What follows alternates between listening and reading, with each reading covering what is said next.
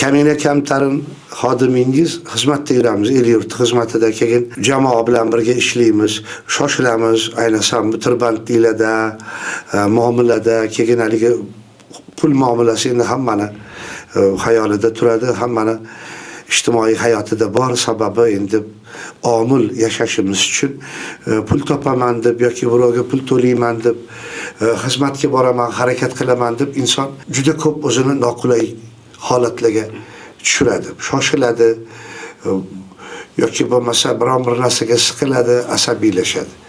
Ana shunaqa paytda inson haligi og'izlari quriydi. Ko'proq terlab ketsangiz ham og'iz qurishni boshlaydi yoki bo'lmasa quvvatingiz yo'qdek charchagandek bo'lib turasiz.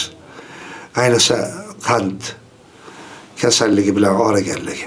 Shuning uchun men tavsiya qilardim, mana shu damlamadan qora choy o'rniga ham, ko'k choy o'rniga ham, kofe, hatto sut o'rniga ham shundan iste'mol qilib yursangiz, suv chang g'uborni yuvgandek bu ham tanangizda changib yotgan qand kukunalarini yuvadi. Tavsiya qilaman, boshqa zamon bo'lsin. Bismillah, va niyat shifo. Sog' bo'ling, umringiz uzoq bo'lsin.